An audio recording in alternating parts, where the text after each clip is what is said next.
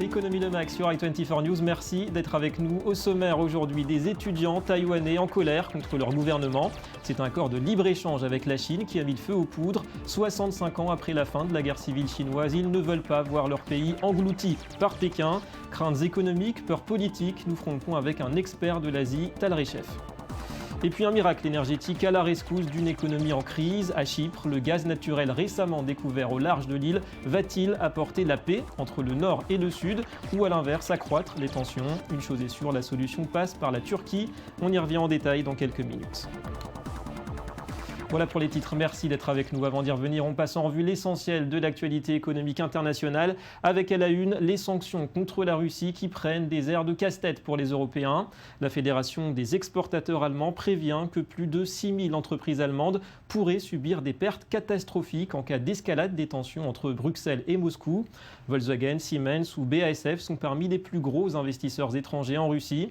Des groupes qui préconisent prudence et temporisation à l'heure où les responsables de l'Union cherchent à intensifier leur réponse à l'annexion de la Crimée par les troupes russes, à l'heure surtout où la reprise économique reste fragile sur le vieux continent. Nous avons la crise de Crimée et quelques problèmes dans les marchés émergents. Cette semaine, il sera absolument déterminant de savoir combien l'indice économique le plus important de l'Allemagne, l'IFO, tiendra compte de ces irritations et de ces tensions. Les marchés sont relativement calmes et personne ne croit vraiment à une escalade. Les sanctions introduites jusqu'à présent n'ont pas vraiment d'effet. Si l'Occident a un peu de diplomatie, nous pouvons lentement mais sûrement surmonter cette crise. Mais la balle est maintenant dans le camp de l'Occident. Voilà, des Occidentaux bien conscients que ces sanctions sont à double tranchant. Et en France, alors que l'actualité est dominée par la poussée historique du Front National au municipal, et bien sur le front économique, on notera la franche embellie de l'activité du secteur privé. Au mois de mars, elle a atteint son plus haut depuis la mi-2011. L'indice flash PMI du cabinet Markit s'établit à 51,6 contre 47,9 en février. Il dépasse pour la première fois en 5 mois la barre des 50 qui sépare expansion et récession. Un signal positif pour la croissance. Reste à concrétiser cette accélération au niveau de l'emploi. Et autre indice d'activité plus préoccupant cette fois, c'est celui de la Chine avec une nouvelle contraction pour la production manufacturière de la deuxième économie mondiale. L'indice PMI Markit HSBC ressort, vous le voyez, à 48,1 pour le mois de mars. C'est un plus bas en 8 mois. De quoi raviver les inquiétudes sur l'objectif de croissance du gouvernement fixé à 7,5% cette année. On peut s'attendre à de nouvelles mesures de la part des autorités pour dynamiser cette activité. La bourse de Shanghai a d'ailleurs clôturé ce matin sur un rebond de 0,91% dans l'espoir d'une telle intervention de Pékin. Cap sur l'Afrique, le Nigeria pourrait bien connaître une crise alimentaire majeure à l'issue de la campagne agricole.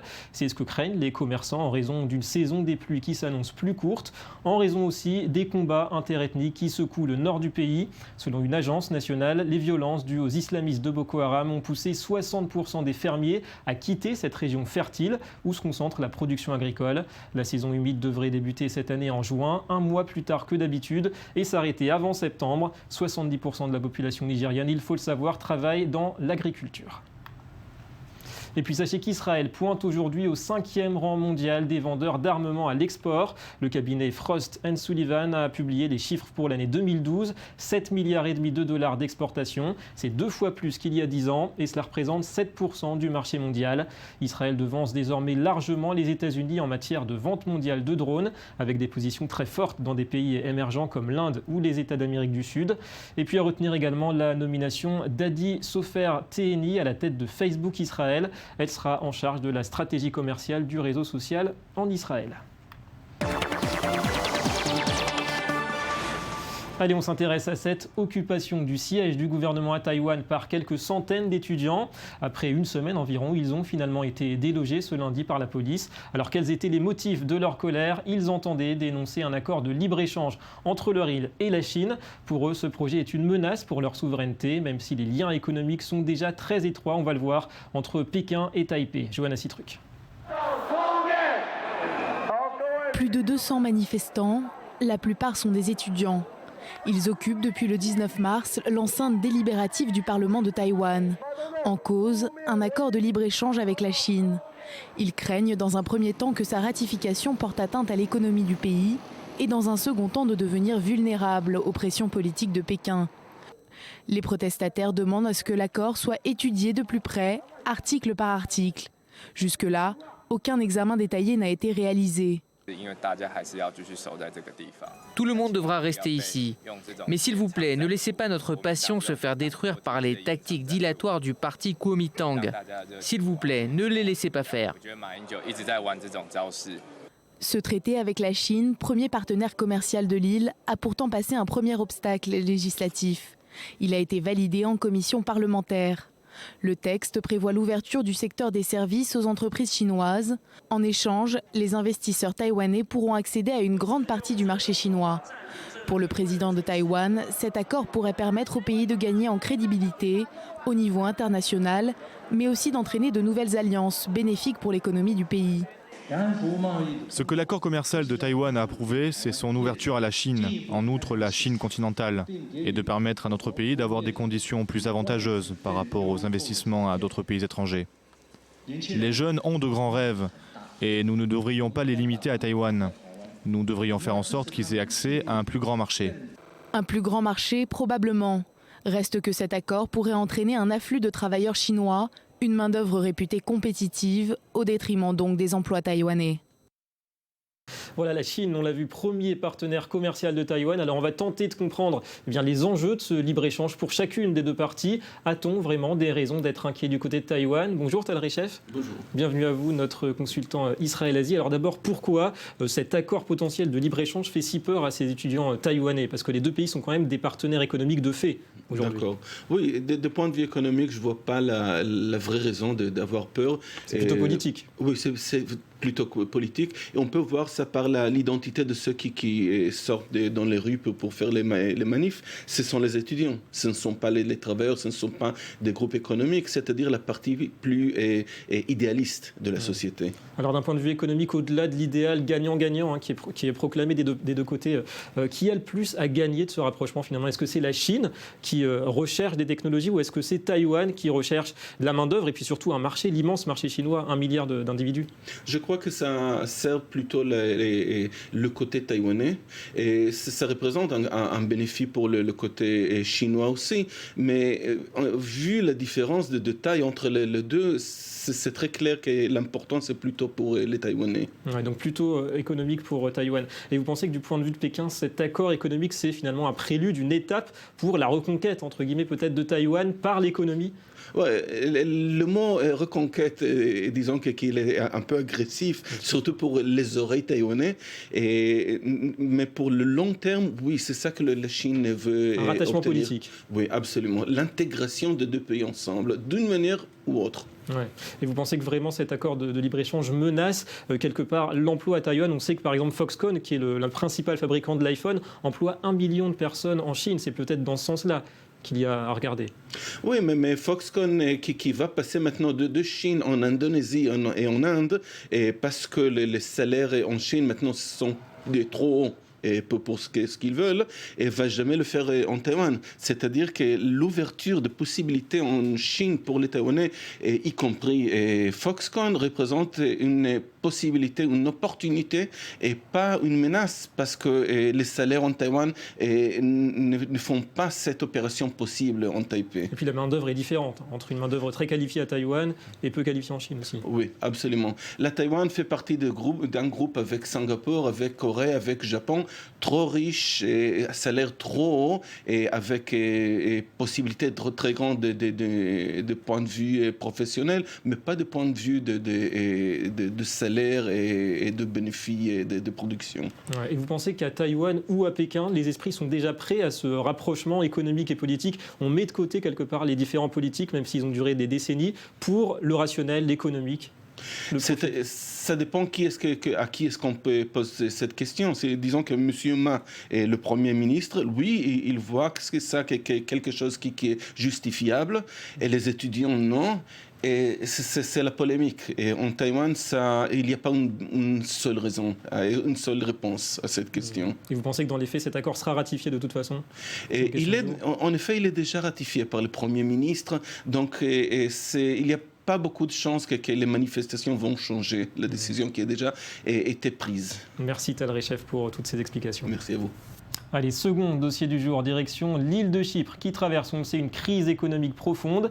Pour s'en sortir, le gouvernement mise sur l'exploitation de ces gisements de gaz offshore, plus de 800 milliards de mètres cubes estimés et des centaines de milliards d'euros de recettes potentielles. Alors l'enjeu est financier, il y a urgence, mais il est aussi politique puisque ces ressources pourraient accélérer la réunification d'un pays divisé, on le sait, entre Grecs et Turcs depuis 40 ans maintenant. Regardez. Au large des côtes chypriotes, les champs d'Aphrodite. Aphrodite, c'est 140 milliards de mètres cubes de réserves de gaz naturel, une découverte récente. L'exploitation n'est pas prévue avant 2018 pour des raisons logistiques et surtout politiques. L'île est divisée en deux, grecs chypriotes au sud et turcs chypriotes au nord. Cette découverte pourrait accélérer les négociations de paix vers une réunification de l'île. Avec la situation des hydrocarbures, c'est peut-être le moment. Si on ne le fait pas maintenant, je ne sais pas quand on pourra régler ce problème. Ça peut être une chance pour Chypre de reprendre le chemin de la croissance, parce que les gens ici ont dû faire face à beaucoup de problèmes avec ce qu'il s'est passé ces dernières années. Pour exploiter ces champs de gaz situés entre Israël et Chypre, Nicosie devra se rapprocher d'Ankara. La Turquie, 18e économie mondiale, a besoin de gaz pour son industrie en pleine croissance.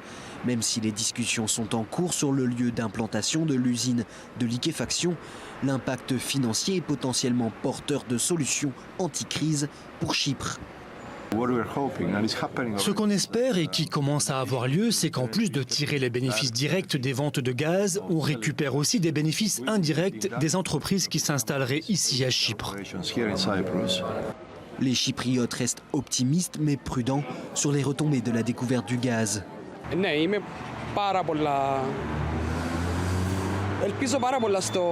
J'ai beaucoup d'espoir que le gaz et le pétrole aident Chypre, si les étrangers nous laissent le gérer. Je pense que ça peut nous aider, mais ça ne sera pas pour tout de suite. Si ça arrive, ce sera sans doute une progression lente pour les économies et les habitants. Mais avant que l'économie chypriote ne puisse commencer à voir les bénéfices du gaz, il faudra se mettre d'accord sur les conditions d'exploitation de cette ressource, ainsi que les voies d'acheminement de ce précieux hydrocarbure.